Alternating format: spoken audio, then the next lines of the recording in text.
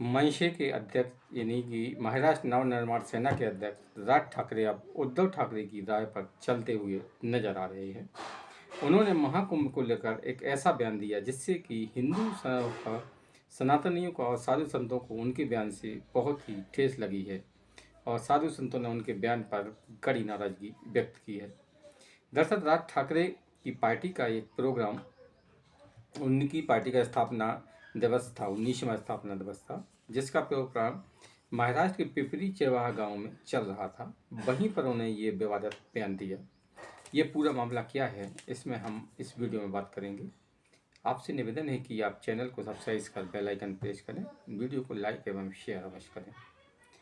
दरअसल राज ठाकरे के ने जो बयान महाकुंभ को लेकर दिया है, उससे हिंदू और सनातनी को भारी निराशा हुई है और उनको ठेस लगी है। क्योंकि राज ठाकरे अपने आप को हिंदुओं का नेता कहते हैं, वो सनातनी अपने आप को सनातनी मानते हैं, हिंदुत्व की बात करते हैं। उनके मुख से ऐसा बयान सुनकर सभी को आश्चर्य हुआ है।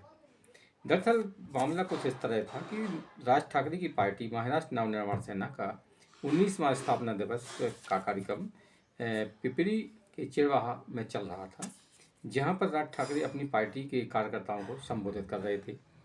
राज ठाकरे की पार्टी के ही एक बड़े नेता बाला नंदगांवकर एक बोतल में गंगा जल लेकर आए और उन्होंने राज ठाकरे से इस गंगा जल को पीने के लिए कहा।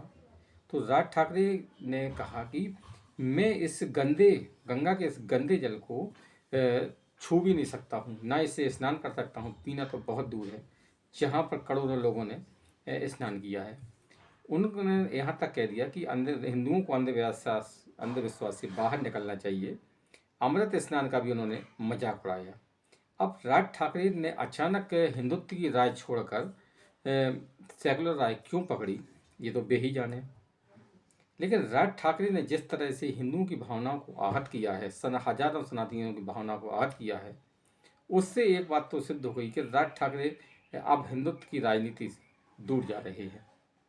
महाराष्ट्र में इस समय अभी कोई बड़े चुनाव नहीं है, लेकिन बीएमसी के चुनाव भी, यानी कि महाराष्ट्र की जो सबसे बड़ी महानगर पालिका है मुंबई, उसके चुनाव हाल में ही होने वाले हैं और इसके लेकर भाजपा और राज ठाकरे के बीच में गठबंधन की बातचीत चल रही थी और ऐसी भी खबरें हैं कि दोनों पार्टी के बीच में बीएमसी के चुनाव में गठबंधन हो सकता है।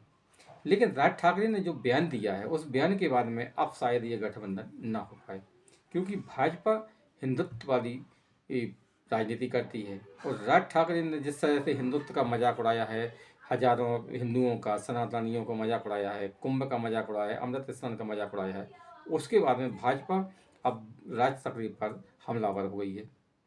अब राज ठाकरे को ये कौन समझाए कि हिंदुत्व की राय आपके चचेरे भाई उद्धव ठाकरे ने छोड़ी थी, तो उनकी पार्टी का क्या हाल हुआ। न तो पार्टी बची, न उनकी सरकार बची। लेकिन अब राज ठाकरे के मन में क्या चल रहा है, ये तो बेहिजान है। जिस तरह से उन्होंने सनातनियों को मजाक बनाया और यहाँ तक कह दिया है कि गंगा जल, यानी गंगा के गंदे पानी को छूएंगे नहीं। अब राज ठाकरे को ये बात पता होना चाहिए कि गंगा जल कभी भी गंदा नहीं होता है, ना उसमें कीड़े पड़ते हैं। फिर राज ठाकरे जैसे हिंदुत्व के बड़े नेताओं को ये बात, इतनी छोटी बात कैसे पता नहीं है कि गंगा जल कभी भी गंदा नहीं होता है।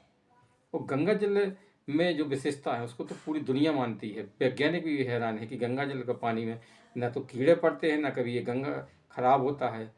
फिर राज ठाकरे को कैसे लगा कि ये पानी गंदा हो गया।